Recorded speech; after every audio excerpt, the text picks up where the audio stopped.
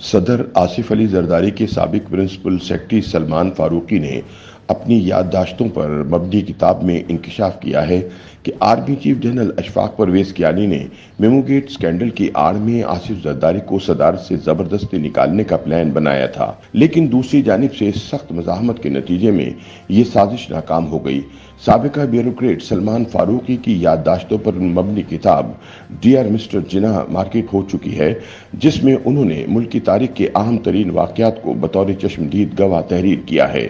سلمان فاروقی کی تحریر کردہ کتاب ڈیئر مسٹر جناح کا ایک باب میمو گیٹ سکینڈل میں صدر آصف علی زرداری کے کردار پر ہے۔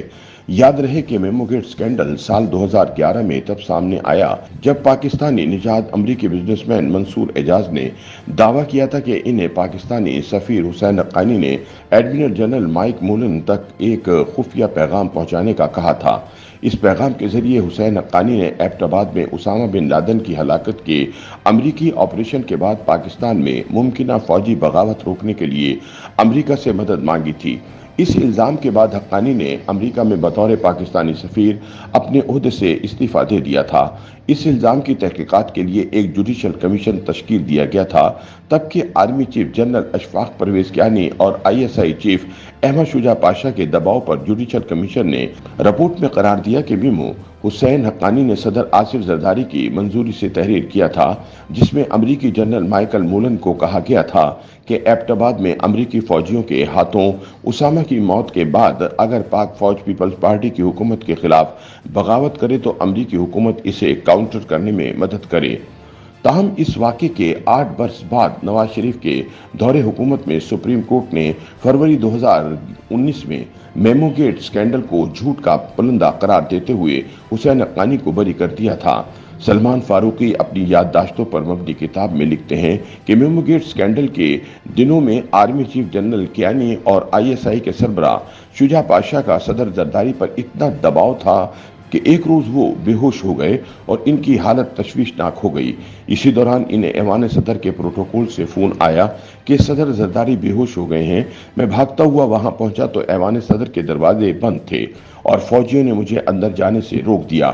سلمان فاروقی لکھتے ہیں کہ جب کافی کوششوں کے بعد وہ ایوان صدر میں داخل ہونے میں کامیاب ہوئے تو وہاں وزیر اعظم یوسف رضا گیلانی، رحمان ملک اور مشہور بزنس مین ریاض ملک بھی موجود تھے۔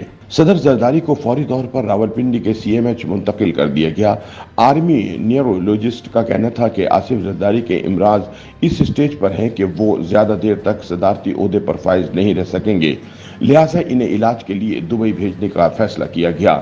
کتاب کے مطابق اگلی صبح سلمان فاروقی ایوان صدر پہنچے تو صدر زرداری دبئی جانے کی تیاری کر رہے تھے۔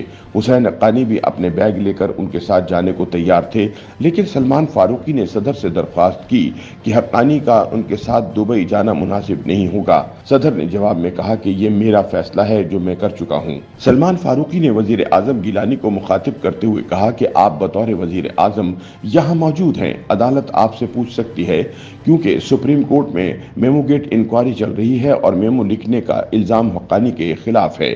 اس پر صدر نے رحمان ملک سے پوچھا کہ کیا حسین حقانی کا نام ایگزٹ کنٹرول لسٹ میں ہے؟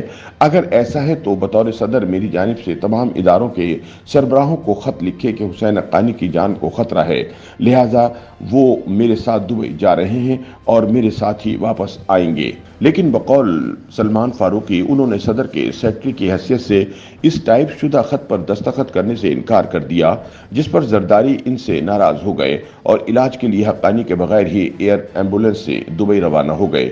تاہم صدر زرداری کی ہدایت پر وزیر اعظم گیلانی حسین حقانی کو اپنے ساتھ وزیر اعظم ہاؤس لے گئے۔ بعد ازاں سپریم کورٹ کی اجازت کے مطابق حقانی واپس امریکہ چلے گئے۔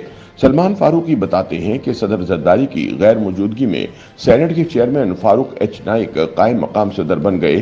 دوسری جانب سلمان فاروقی صدر زرداری کے حکم عدولی کے بعد اپنی ذمہ داریوں کو غیر یقینی سمجھنے لگے۔ مشورے پر قائم مقام صدر فاروق ایچ نائک نے فاروقی کو صدر زرداری سے ملاقات کے لیے دبئی جانے کا مشورہ دیا۔ जरदारी दुबई के अमेरिकन अस्पताल में दाखिल थे। 3 दिन बाद इनकी रिहाइश गाह पर सलमान फारूकी की सदर जरदारी से मुलाकात हुई तो उन्होंने कहा कि आप यहाँ क्या कर रहे हैं, इस्लामाबाद वापस जाएं और फारूक एच नाइक की मदद करें। फारूकी बताते हैं कि जरदारी ने मेरे खत पर दस्तखत से इनकार बारे कोई बात नहीं की, जिससे जाहिर हुआ कि वो अब भी मुझे अपना सेक्रेटरी रखना चाहते हैं। सलमान फारूकी लिखते हैं कि इस दौरान इस्लामाबाद के एक मारूफ अखबार के एडिटर ने मुझे बताया कि फौजी इस्टेब्लिशमेंट को यकीन है कि अमरीकियों से मदद तलब करने का खत सदर जरदारी के कहने पर आपने लिखा था। बकौल फारूकी, मैं बहुत परेशान हो गया क्योंकि मैंने न ऐसा खत लिखा था और न ही सदर ने कहा था। चुनाचे मैंने जनरल कियानी और जनरल पाशा दोनों से बात की, लेकिन दोनों ने कहा कि हमने मालूम कर लिया है कि आपका इस मामले में कोई किरदार नहीं। सदर जरदारी कुछ रोज बाद दुबई से वापस आए और ऐवान सदर में रोजाना का दफ्तरी काम शुरू कर दिया। इस दौरान उन पर सदारत छोड़ने के लिए दबाव बढ़ने लगा, यहाँ तक कि इन्हें खुफिया पैगामात मौसूल होने लगे कि इन्हें जबरदस्ती सदारत से हटा दिया जाएगा, जिस पर जरदारी ने कहा कि अगर उनको जबरदस्ती बेदखल करने की कोशिश की गई तो वो हर मुमकिन मज़ाहमत करेंगे, लिहाजा ऐसी हरकत करने का सोचा भी नहीं जाए।